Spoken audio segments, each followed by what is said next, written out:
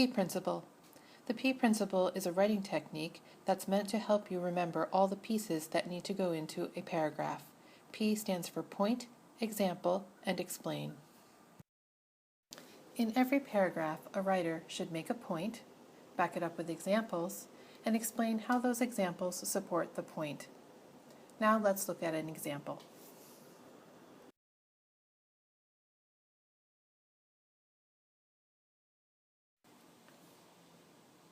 In The Minister's Black Veil, Nathaniel Hawthorne uses characterization to develop the story. Characterization is the process by which a writer reveals the personality of a character.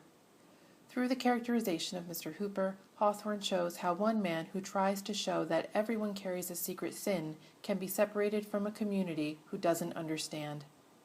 In the story, Mr. Hooper starts out as a well-liked minister in his town.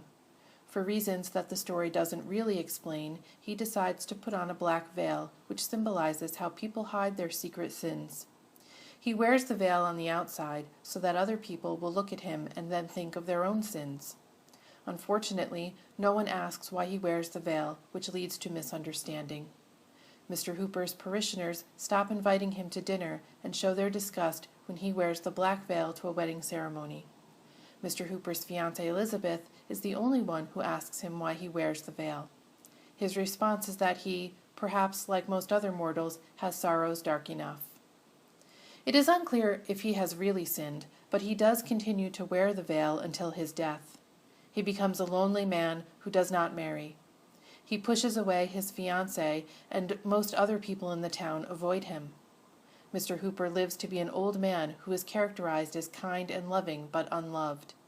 He becomes a better minister as people believe that he understands their own dark secrets. To the end, Mr. Hooper lives his life separated from his community. They don't understand why he never removes the veil. After so many lonely years, Mr. Hooper finally explains his reasons on his deathbed. Hawthorne shows, through characterization, how Mr. Hooper changes because of the veil that he wears. He uses the development of the character to support his theme about how secret sins can come between people.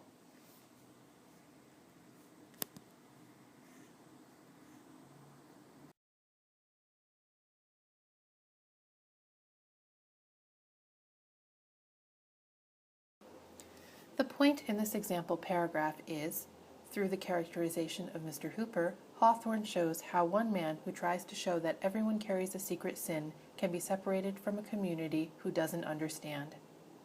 The point sentence doesn't always have to be the first sentence in the paragraph. Sometimes, as in this case, it's a few sentences in. Sometimes it's the last sentence of a paragraph. It doesn't matter where you place it, as long as you make a point.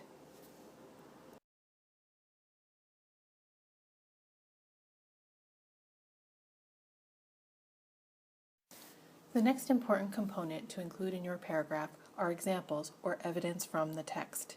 Examples or evidence from the text are two terms that can be used interchangeably. These examples might come in two different forms. You might find examples that are direct quotes. Other examples will be plot details that the writer incorporates using his or her own words.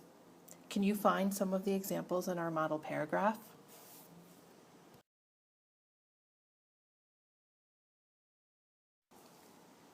The direct evidence from the text will be easy to spot because the evidence is surrounded by quotation marks.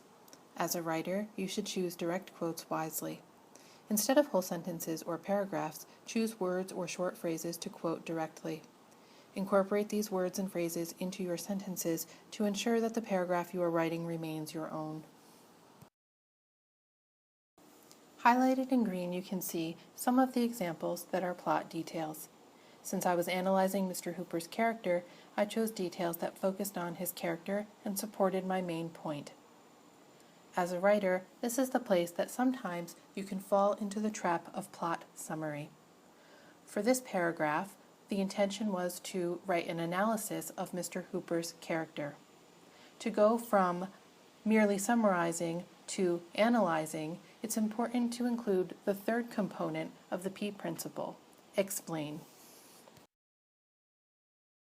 The explain component of the paragraph will be the pieces where the writer shows what he or she is thinking.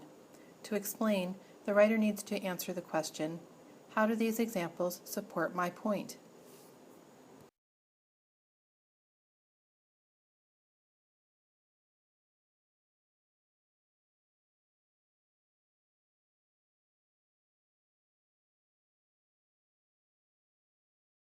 When writing a P paragraph, the components will not always go in that order. Sometimes the point will be near the beginning, and sometimes it will be near the end of your paragraph. The examples and explain will often overlap and mix together. This is good writing. The P principle is a simple way for writers to remember to make a point, provide examples, and explain how those examples support the point. These are the basic elements of a well-developed paragraph. So next time you need to write something, remember to P down your page.